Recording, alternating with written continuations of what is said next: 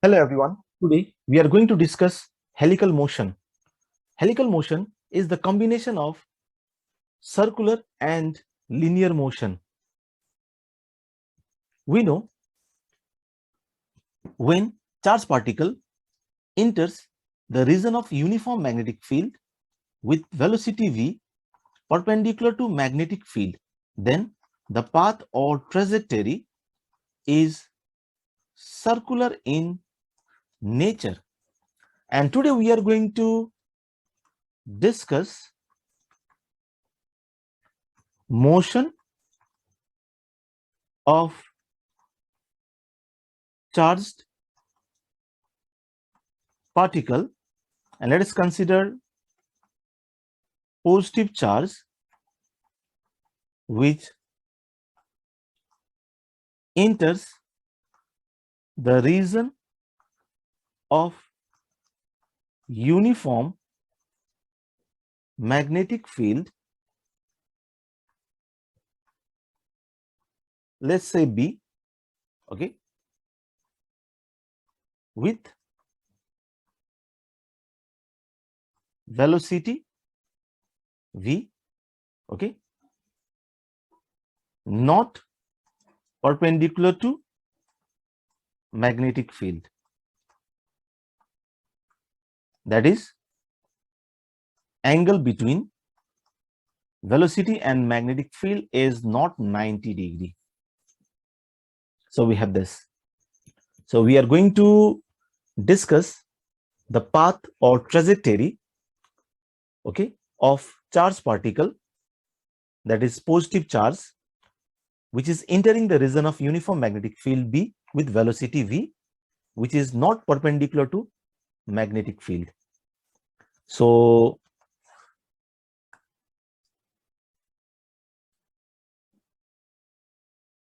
let us consider a uniform magnetic field, okay, acting in vertically upward direction, and magnetic field is in the plane of this board, okay. And let us consider positive charge plus q, okay. We have positive charge plus q, which is entering the region of uniform magnetic field with velocity v, making angle theta with the magnetic field. So the velocity can be resolved into two components. One, parallel to magnetic field, another perpendicular to magnetic field. So we can draw this diagram in this way also, okay. So we have magnetic field in the plane of the board, which is uniform and is acting in vertically upward direction. So we have charge plus q, okay,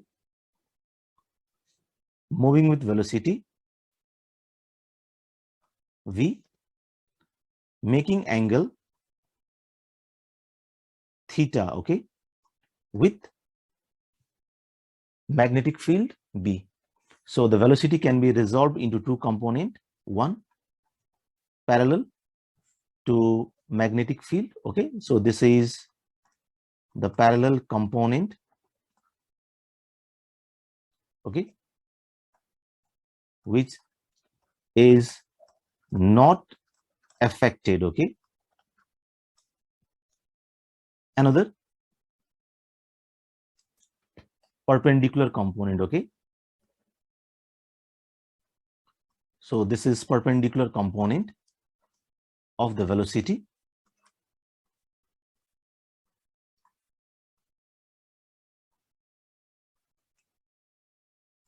component, and this perpendicular component produce magnetic force Q V perpendicular B. Clear? It produces magnetic force, and the magnetic force Q, V perpendicular B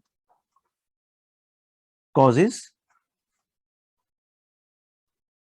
charge plus Q to move in a uniform circular path. So there is combination of uniform circular motion and constant linear motion. Okay, so I'm writing over here. So there is combination of uniform circular motion and, so let me write in this way, constant linear motion. Okay, so we have this. So the path of positive charge, so I'm writing over here, therefore the path or trajectory of charge plus Q is helical or spiral. Okay, in nature. So helical path is the combination of circular and linear motion. Okay, it is the combination of circular motion as well as linear motion. Let us understand this. Okay, suppose we have magnetic field acting vertically upward and is uniform in the plane of the board. Let us consider positive charge, okay, plus Q. Okay, we have positive charge plus Q at distance, let's say R. Okay, and this angle is 90, and let the charge is entering the region of uniform magnetic field with velocity V, making angle theta with magnetic field. So the velocity can be resolved into two components, one parallel, okay, another perpendicular to magnetic field. Okay, one parallel to magnetic field, another perpendicular to magnetic field. So we have this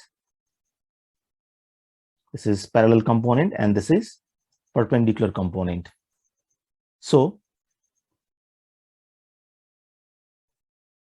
the parallel component, okay, and the perpendicular component, okay, we have this, and we know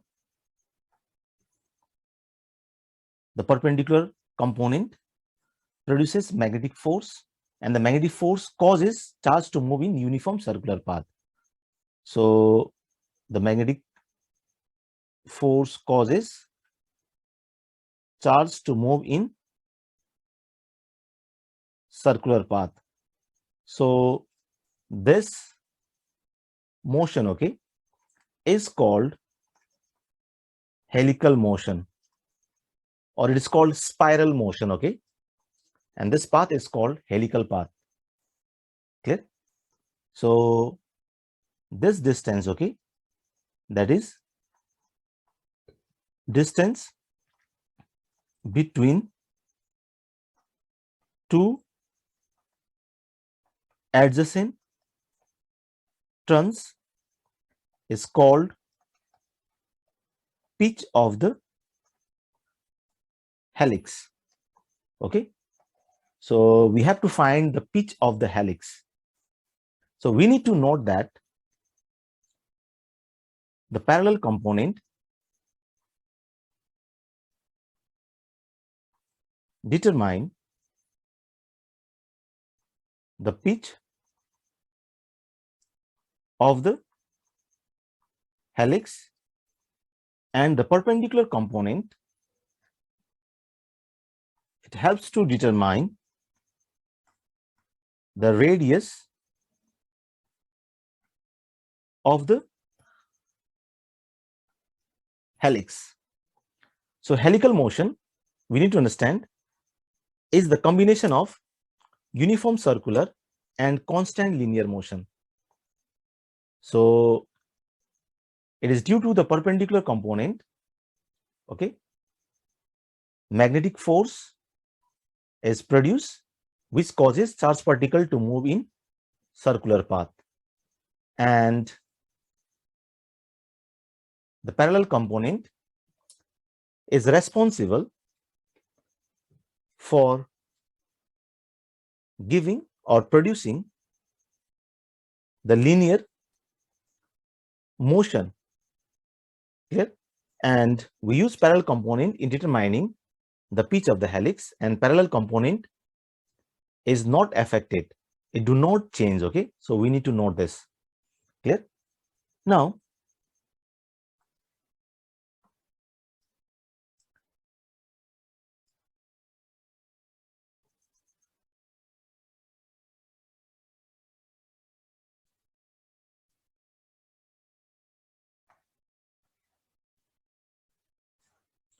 let us consider uniform magnetic field, okay, acting in horizontal direction as shown in the figure, okay, because we want to determine the radius, time period and frequency, okay, for the helical motion. And let us consider charge plus q moving with velocity v, making angle theta with b. So as we have discussed, we can resolve velocity v into two component, one perpendicular to magnetic field, okay, another parallel to magnetic field. So this is v cos theta and this is v sin theta, and as we know, the perpendicular component causes magnetic force which causes charged particle to move in circular path, whereas the parallel component is responsible for the linear motion. So the combination of circular and linear motion give rise to the helical path or helical motion. Clear? So we want to determine at first the pitch of the helix, okay, and pitch of the helix is the distance between two adjacent turn, okay.